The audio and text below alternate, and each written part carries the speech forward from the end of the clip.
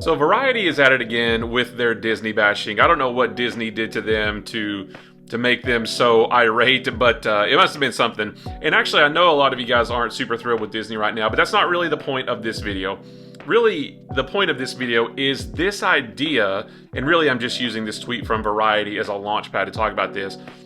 But I've seen this a lot over the last couple weeks, couple months, comparing box office returns from 2019 with box office returns from this year. And it's not even really just Disney. I mean, it's really basically any movie.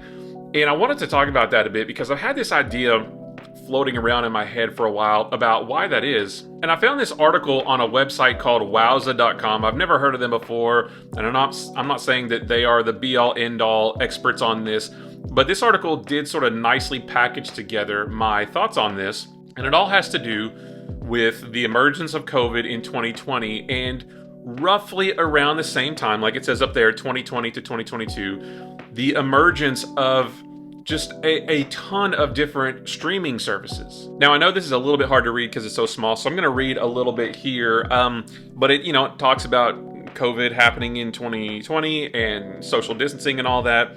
But then there's a paragraph right in here that says people didn't consume less video even as pandemic restrictions loosened. Rather, the industry presented consumers with an overwhelming number of choices. Netflix changed the game, and having Hulu around maintained a healthy level of competition, and that's obviously years and years ago. But 2020 to 2021 saw the births and continued rises of platforms including Disney Plus, Peacock, Paramount Plus, Apple TV Plus, HBO Max, Amazon Prime Video, YouTube TV, Fubo TV, Sling TV, and more. So just this paragraph really, more than anything else, just sort of encapsulates this idea that I don't understand how people don't see, is that COVID happened in 2020, and then we get all of these streaming platforms within a year or two right after that, and all of that happening relatively within the same amount of time fundamentally changed the way we consume movies and TV shows too, but we're talking about movies here. People just became accustomed to not going to the movies, right? So in 2020, everything closed. Everybody was scared to go outside for a long time just because there was so much unknown out there at the time. And then all these streaming platforms came out, and everybody just kind of realized, I don't need to go to the movies anymore. I can just watch this stuff at home.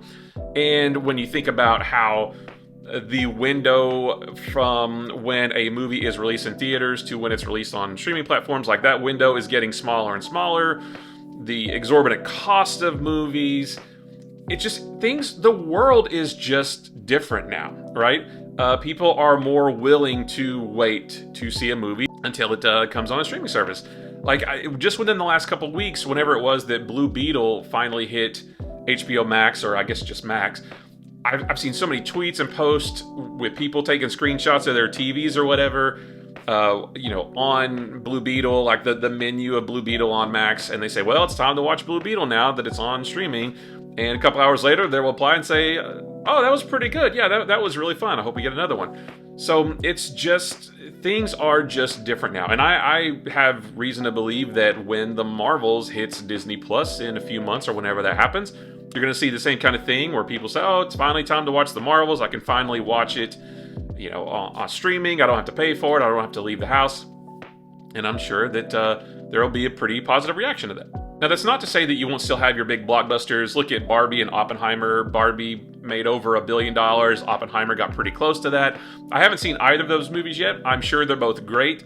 I do have this idea that neither of them would have done as well if not for the mega viral Barbenheimer marketing thing that I'm not sure if it was even planned or not, but I really do think that helped it. But then you've got like the Super Mario Brothers movie, which brought in over $1 billion, and that was great. A lot of us grew up with Mario Brothers. We wanted to see an actual movie with a story that wasn't the live action one from 1993. You had Top Gun Maverick from a couple years back, which was fantastic.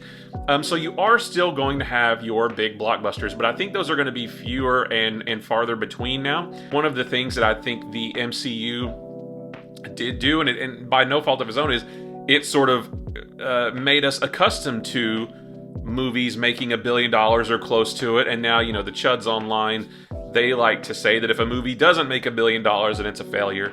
And that's just not the movie landscape anymore. I mean, if you look at the newest Mission Impossible movie, huge franchise starring Tom Cruise, the biggest actor in the world, and that didn't even do very well. I don't know why. That was a really good movie, but like I said, a lot of it is just the world is different now. Our movie consumption habits are just different now.